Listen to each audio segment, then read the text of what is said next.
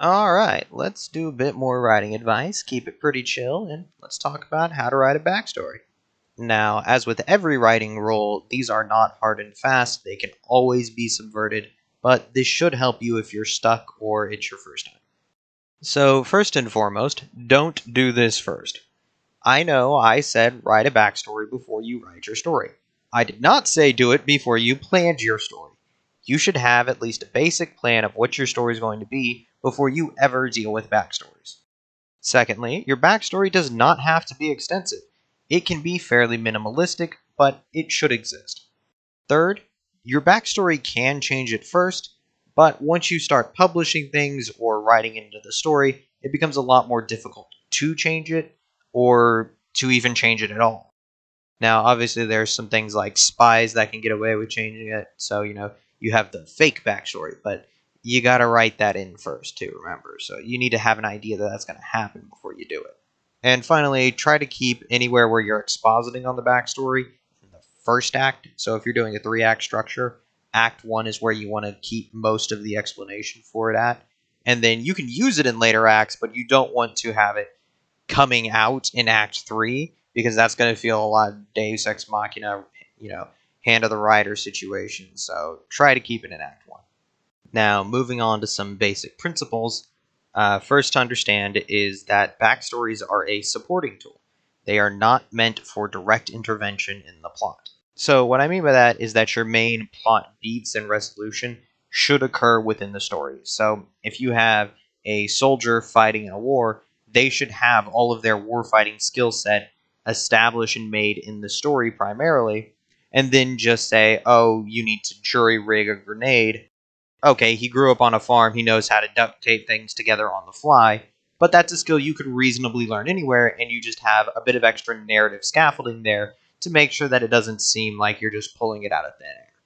Next up, there is going to be a difference between what you as a writer know and what your audience knows as readers. And that's just exclusively because you have a lot more time with these characters as you're developing them, and not all of that is going to make it into the book, and what's in the book is what your readers know, and that's it.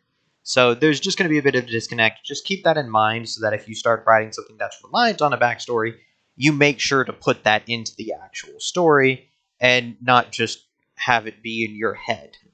Next up, not every backstory is going to mesh with your story. If you're a space-based military story, like you're going in Warhammer 40k, it doesn't necessarily make sense to have your character's backstory be farmer. And finally, if you have intertwined backstories, so two characters that have a backstory near each other, like they grew up or something, you're going to need to take familiarity into account.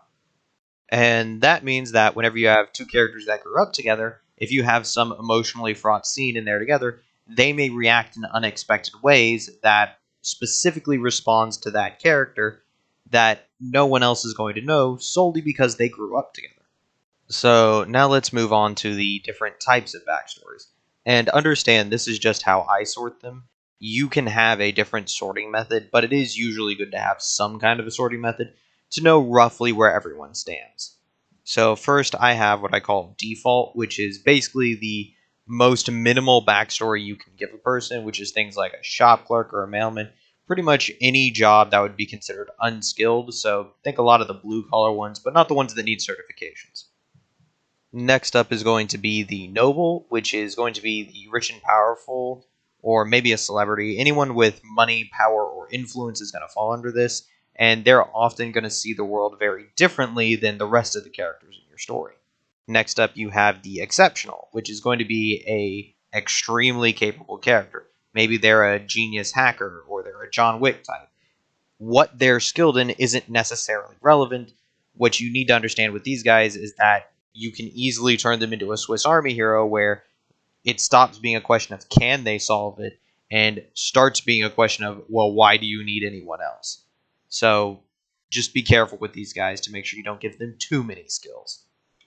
Next up, we have the hermit, and this is going to be someone that stays away from society, but that means they're going to be very self-sufficient. So it's a good way to have a POV character because a lot of times they're going to be very much out of the loop as to what the rest of the world has going on for them but they can also be dropped into most situations and still be expected to at least survive it.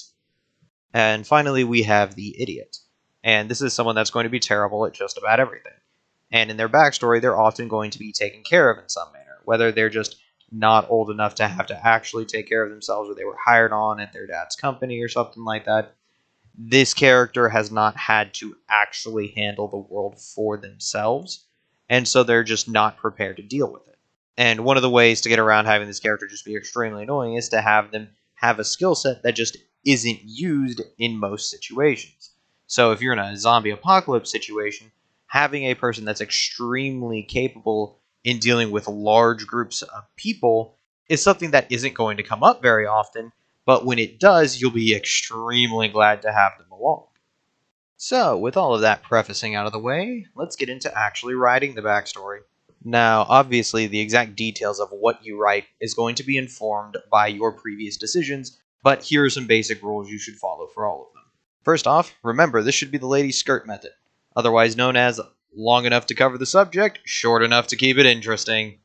In other words, you want to write enough to tell your readers what's going on, but you don't want to keep writing to the point that they get bored reading it.